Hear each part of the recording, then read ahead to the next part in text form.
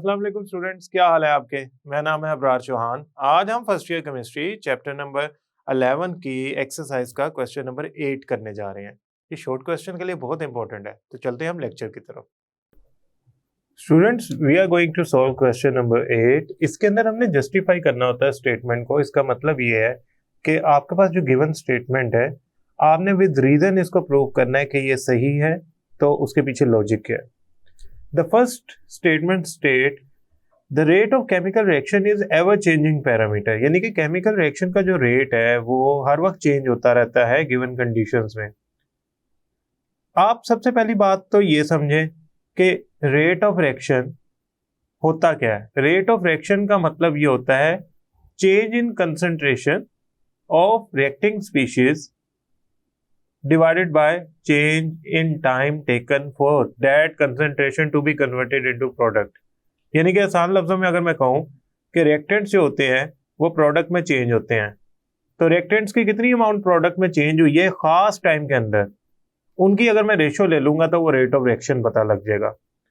शुरू में रिएक्टेंट्स जो होते हैं वो ज्यादा होते हैं। अगर मैं आपको ग्राफ की तरफ लेके जाऊं जो मैंने साथ इसके ड्रॉ किया हुआ है, तो आप देख सकते हैं कि जो कंसंट्रेशन ऑफ रिएक्टेंट की लाइन है, जिसे मैं स्टार्ट में ब्लैक कलर के एक डॉट से रिप्रेजेंट कर रहा हूं, यहां से कंसंट्रेशन ऑफ रिएक्टेंट की लाइन स्टार्ट हो रही है। जैसे जैसे रिएक्शन प्रोसीड कर रहा है, कंसंट्रेशन ऑफ रिएक्टेंट्स गिरती जा रही हैं। क्यों? वो प्रोडक्ट में चेंज होती जा रही हैं। अगर वो प्रोडक्ट में चेंज होती जा रही है तो उससे कंसंट्रेशन जो होगी रिएक्टेंट्स की कम हो जाएगी।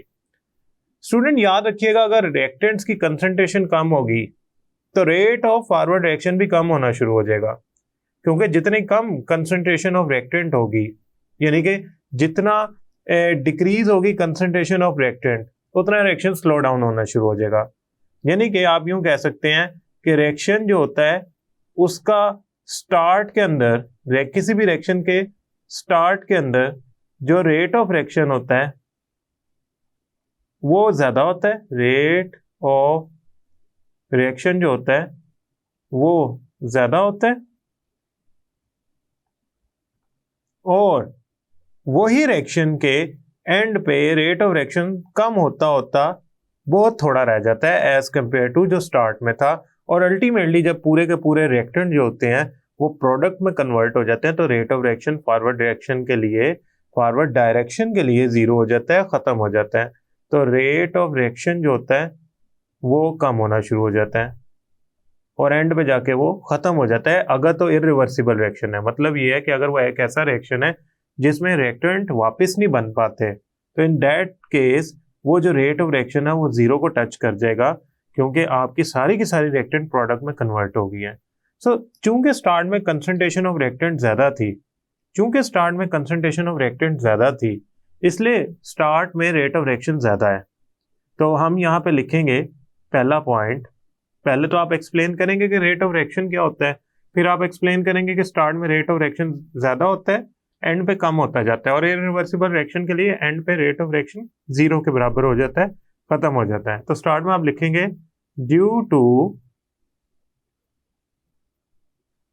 हाई कंसंट्रेशन ऑफ रिएक्टेंट्स या रिएक्टिंग स्पीशीज जिनकी कोलिजन हो रही है, जो आपस में इफेक्टिव कोलिजन करके प्रोडक्ट बना रहे हैं, उनकी हाई कंसंट्रेशन जो है उससे रेट ऑफ रिएक्शन जो होगा due to high concentration of reacting species in start, rate, अब मैं इसको थोड़ी सी स्पेस बना लेते हैं, rate of reaction is high.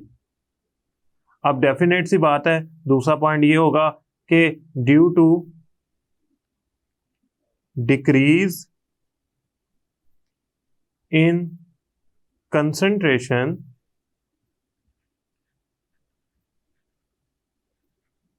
Of reacting species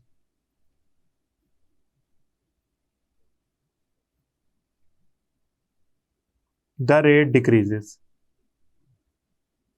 अब स्टूडेंट याद रखिएगा, ये जो रेट ऑफ रिएक्शन है कंटिन्यूसली डिक्रीज होता होता एंड पे ऐसी पोजीशन पे पहुंच जाता है जिसमें आपके पास रिएक्टेंट ही नहीं बचते। तो आप कह सकते हैं कि रेट ऑफ रिएक्शन जो है वो चेंज होता जा रहा है, क्योंकि वो कम होता जा रहा है। स्टार्ट ऑफ रिएक्शन में वो ज्यादा था, ऐसा ऐसा कम होता जा रहा है, लिहाजा it is an ever changing parameter. ये एक स्टेबल कांस्टेंट वैल्यू नहीं जनरेट करता, ये हमेशा कम होता जाएगा with passage of time. Now student we will move on towards the next statement. Student now in second statement हमें दो चीजों का उन्होंने फर्क बताने की कोशिश की है कि रेट ऑफ रिएक्शन टाइम के साथ साथ डिक्रीज करता जाता है, यानी कि rate of reaction decreases every moment, लेकिन रेट कांस्टेंट जो होता है वो रिएक्शन की कांस्टेंट क्वांटिटी है under given conditions. Given conditions का मतलब मैं अगर आपको समझाना चाहूं तो यहाँ पे एक सर्टेन स्पेसिफिक टेम्परेचर और प्रेशर ये गिवन कंडीशंस के तौर पे लिया जाता है, ठीक है। अब हम सबसे पहले तो बात करते हैं कि रेट ऑफ रिएक्शन डिक्रीज क्यों होता है। Rate of reaction decreases due to decrease in concentration of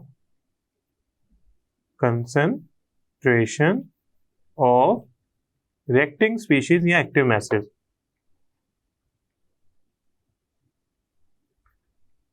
अब स्टूडेंट एक तो बात ये है, दूसरी बात rate constant depends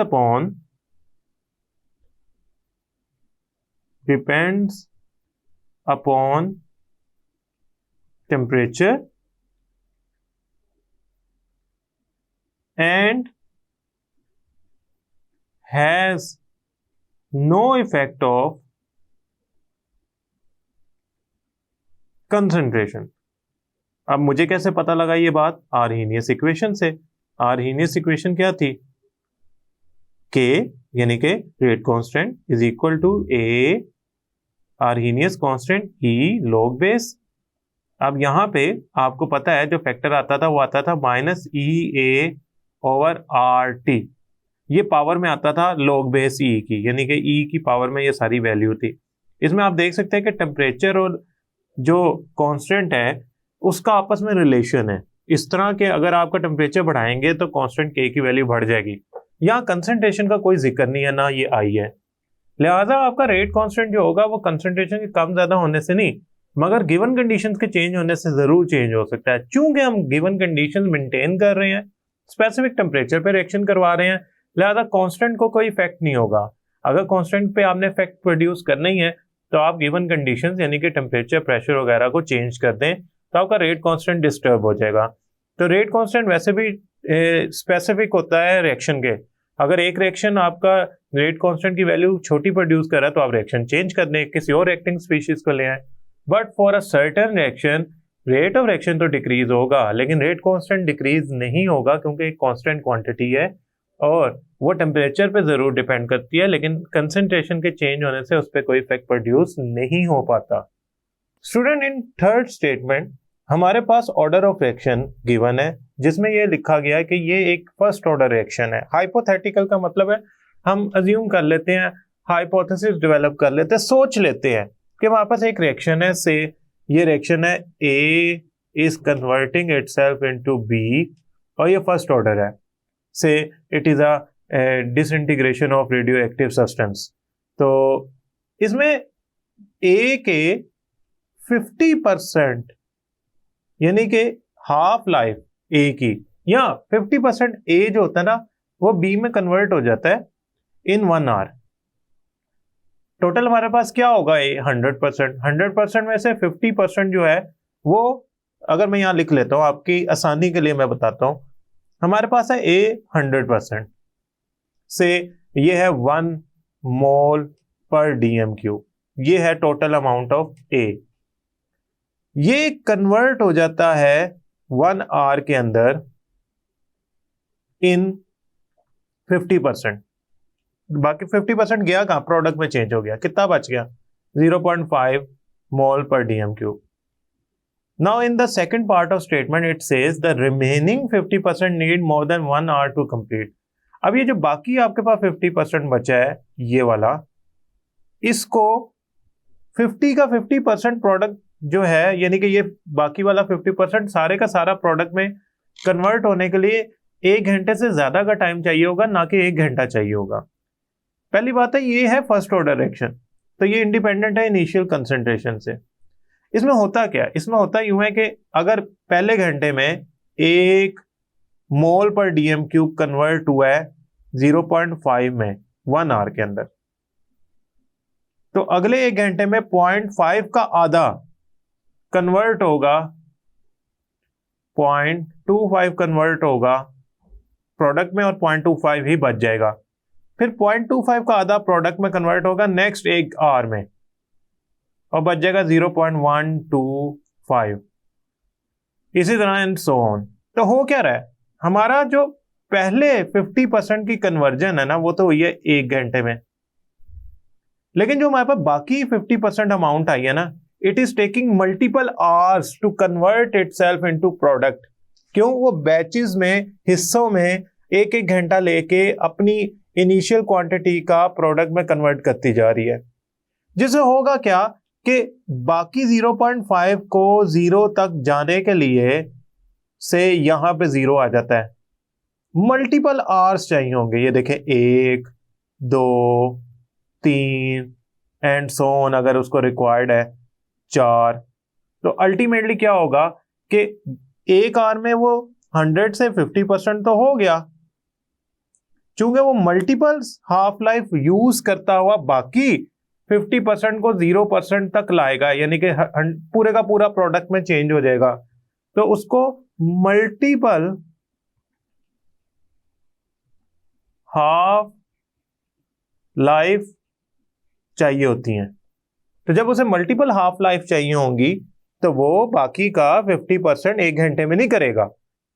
हाँ, अगर 0.5% आपने कन्वर्ट करना है 0.25 में, यानी कि पहले 100% का आधा किया, अब 50% का आधा करना है, तो उसे 1 घंटा ही रिक्वायर्ड होगा। लेकिन अगर आपने बाकी जो 50% बचा है उसको 0% तक ले जाना है, यानी कि पूरे का पूरा रिएक्शन कंप्लीट करवाना चाहते हैं आप, तो स्टूडेंट्स याद रखिएगा उसको मल्टीपल हाफ लाइफ चाहिए होगी प्रोडक्ट में 100% में कन्वर्ट होने के लिए। Now we will move on towards the fourth statement. Now students we have a statement जिसमें 2 यूनिट्स को, यानी कि rate constant of second order reaction को और रेट ऑफ रिएक्शन को आपने कंपेयर करना है। सबसे पहली बात, हमारे पास जो rate constant for second order reaction है वो कैसे उसके यूनिट निकाले जाते हैं, फिर हम रेट ऑफ रिएक्शन के यूनिट की बात करते हैं। पहले तो हम ऐसा करते हैं, यूनिट रेट ऑफ रिएक्शन के यूनिट की बात कर लेते हैं, रेट ऑफ रिएक्शंस के यूनिट की बात कर लेते हैं। देखिए student, rate of reaction equal होता है change in concentration divided by the time taken for that change in concentration. Concentration के यूनिट क्या होते हैं, मोल पर डीएम क्यूब, और टाइम के यूनिट क्या होते हैं, सेकेंड्स। तो अगर मैं सेकंड का सिर्फ एस लिख लूं, that would be more appropriate, तो मैं यहां लिख लेता हूं सिर्फ सेकंड। तो ये मेरे पास बन गया मोल पर डीएम क्यूब पर second. Now this is the unit of rate of reaction. Now second order की तरफ चलते हैं। सेकंड ऑर्डर का मतलब क्या है कि रेट ऑफ रिएक्शन इक्वल होगा के ए की कंसंट्रेशन और बी की कंसंट्रेशन के। अब ये सेकंड ऑर्डर इसलिए है क्योंकि ए की कंसंट्रेशन 1 + 1, यानी कि इनके जो एक्सपोनेंट है ए और बी कंसंट्रेशन के, वो टोटल ऑर्डर जो जनरेट करेंगे वो करेंगे 2, 1 + 1 = 2।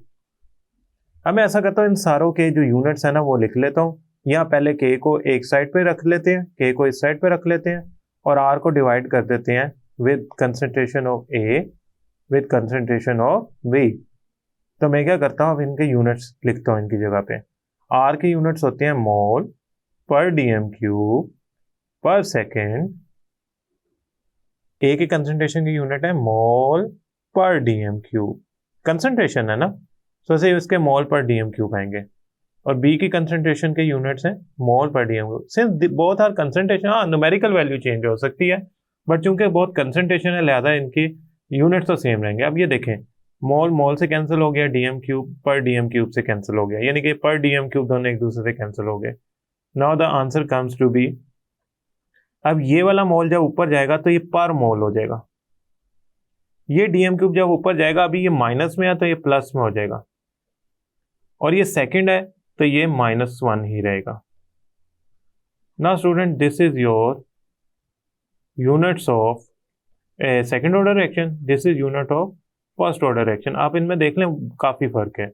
उसकी वजह क्या है कि ये दो डिफरेंट वैल्यूज के यूनिट्स हैं, जिसमें हमारे पास जो फर्क आ रहा है एज पर स्टेटमेंट वो बिल्कुल एक्यूरेट आ रहा है। Now we will move on towards the fifth statement.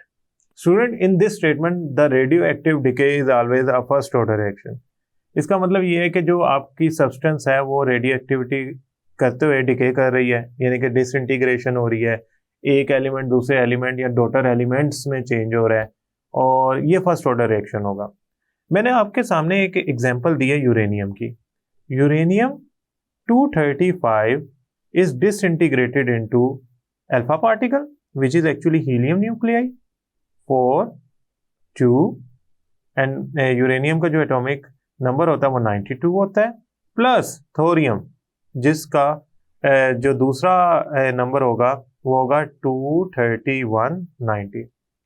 Now uranium एक एलिमेंट है जो डिके हो जाता है हीलियम और थोरियम के अंदर। इसका मतलब क्या है? इसका मतलब है यूरेनियम के अलावा कोई और दूसरा एलिमेंट नहीं है जो डिके करता हुआ, डिसइंटीग्रेट होता हुआ इस डॉटर एलिमेंट्स के अंदर चेंज हो रहा हो, डॉटर एलिमेंट के अंदर चेंज हो रहा हो, और ये अल्फा पार्टिकल है।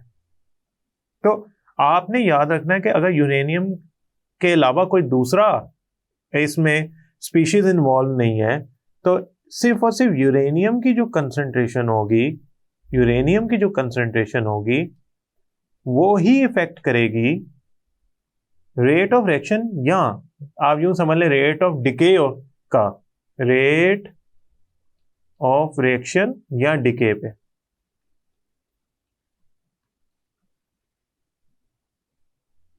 तो स्टूडेंट आपने एक बात याद रखनी है, वो बात ये याद रखनी है कि यूरेनियम की एग्जांपल की बजाय यहां मैं लिख देता हूं if any element is decaying, तो उस एलिमेंट के अलावा उस रिएक्शन में कोई और ऐसी चीज नहीं होती, स्पीशीज नहीं होती जो कि रेडियोएक्टिव डिके करवा रही हो या उसके साथ रिएक्शन करके रेडियोएक्टिव डिके कर रही हो। लिहाजा होता यूं है कि वो दो या दो से ज्यादा, यूरेनियम तो इसमें हो रहा है ना अल्फा पार्टिकल और डॉटर एलिमेंट थोरियम में, जरूरी नहीं है कि ये इसी में हो, वो बहुत सारे दूसरे डॉटर एलिमेंट्स या न्यूक्लियस में भी कन्वर्ट हो सकता है, but somehow rate of reaction for decaying is only proportional to the concentration of element which is decaying. So that is why हम कहेंगे कि जो concentration of only decaying element है वो डिपेंड करती है rate of reaction पे, जिसकी वजह से हम इसे कहेंगे कि ये फर्स्ट ऑर्डर रिएक्शन है। स्टूडेंट्स, अब हमने ये जस्टिफाई करना है कि ऑर्डर ऑफ रिएक्शन जो है ना वो बैलेंस केमिकल इक्वेशन के कोफिशिएंट्स का सम नहीं होता, बल्कि ये एक्सपेरिमेंटली डिटरमिन किया जाता है। स्टूडेंट, हम इसको जस्टिफाई करने के लिए एक एग्जांपल यूज करते हैं। 2N2O5 नाइट्रोजन ऑक्साइड की एक एग्जांपल है। N2O5 is a nitrogen pentoxide, ठीक है। इसको अगर मैं डीकम्पोज करना चाहूं तो ये एट हाई टेम्परेचर डीकम्पोज होता है N2O4 में और साथ बनाता है O2। अगर मैं एक बैलेंस केमिकल इक्वेशन को देखूं तो N2O5 के साथ 2 की वैल्यू है, तो rate of reaction is equal to K N2O5 की पावर 2। ये होना चाहिए rate of reaction according to balance chemical equation, लेकिन स्टूडेंट ऐसा होता नहीं है। इसका जो रेट ऑफ रिएक्शन निकलता है वो निकलता है R is equal to K N2O5।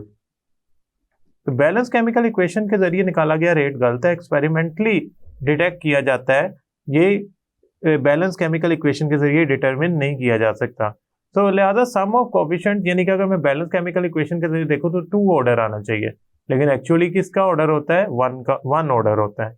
तो ये हमें कैसे डिटरमिन किया जा सकता है? Experimentally, rather than by seeing the sum of coefficients of the balance chemical equation, क्योंकि इसमें ऑर्डर ऑफ रिएक्शन में जो सम ऑफ कोफिशिएंट है वो 2 है, सम ऑफ कोफिशिएंट जो है वो 2 है, और इसमें जो बैलेंस केमिकल इक्वेशन की बजाय एक्सपेरिमेंटली फाइंड किया गया उसमें जो सम ऑफ कोफिशिएंट है वो 1 है, लिहाजा ऑर्डर ऑफ रिएक्शन जो होगा वो आप बैलेंस केमिकल इक्वेशन से डिटरमिन नहीं कर सकते।